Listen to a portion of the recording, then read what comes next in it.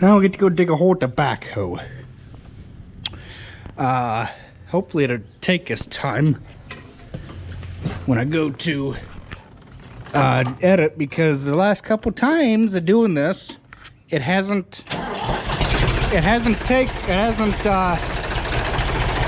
audio is off on the video, so I'm hoping it'll be right this time. I'm hoping.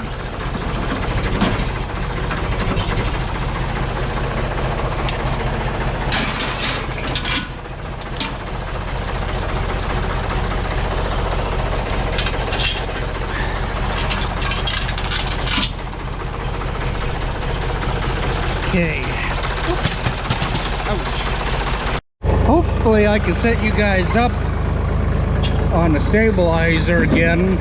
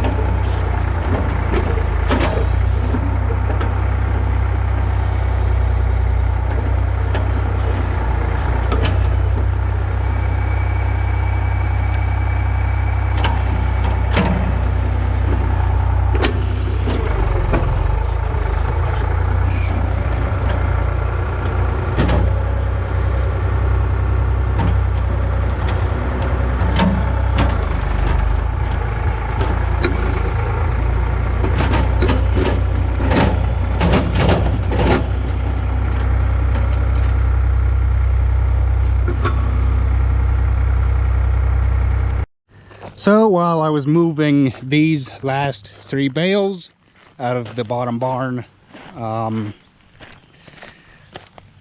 Dad went ahead and brought 5 wagons for hay up from home that we stuck in the buildings that we had to keep them out of the weather, because we don't like letting stuff sit outside if we can help it.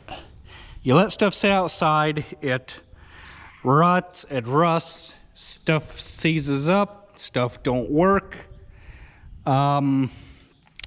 Just like this latch here, for example, this little guy, it will rust up. The steering will rust up. It's just stuff like that will just rust, and it won't work anymore. Plus, it makes it look like, you know, you don't take care of your equipment. Now, if this truck were to sit outside, it would be a different story.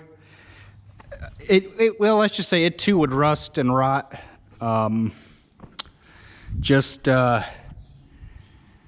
would just fall apart. Hay tedder, same way. Tractor, same way. Salford, the same way. We just basically try and keep everything inside if we can help it. I mean, that's just basically all that there is to it. This 6120, it sits inside. Combine sits inside because why let the stuff sit out and get the paint faded and let it rot in the ground. That's not taking very good care of your equipment, letting it rot in the ground. Well, rule number 1, okay? Don't let go of the broom when you're up there sweeping straw off the overhang. Please don't break it. Please don't break it. Please don't break it. Please don't break it. Come on. Come on. Go. Please. Okay, good. Whew.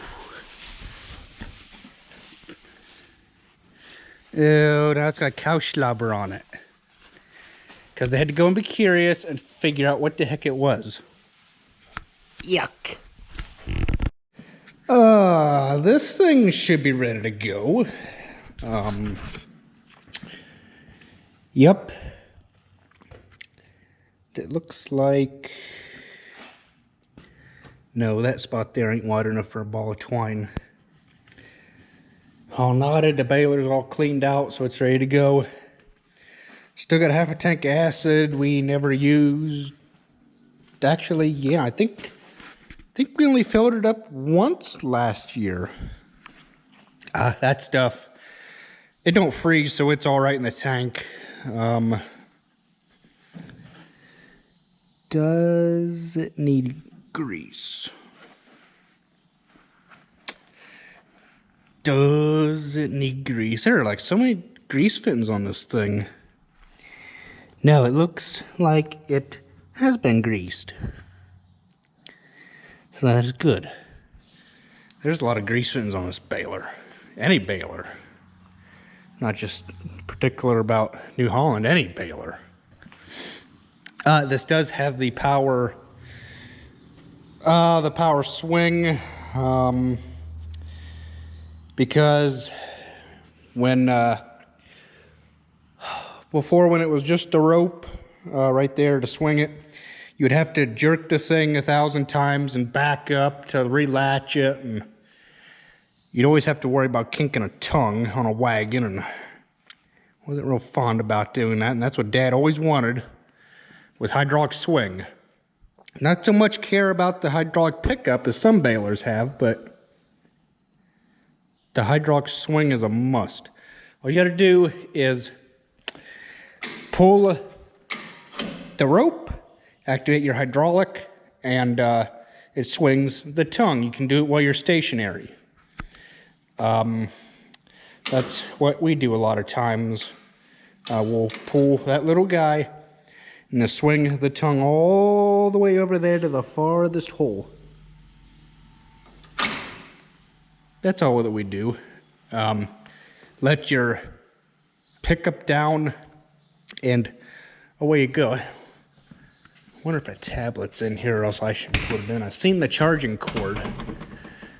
Yeah, the tablet's in here. This goofy thing gave us fits last year. Because it makes its own Wi-Fi off of this doohickey box down here. Just like my GoPro does to my phone. It makes its own Wi-Fi via this thing here. And it gave us so many problems last year that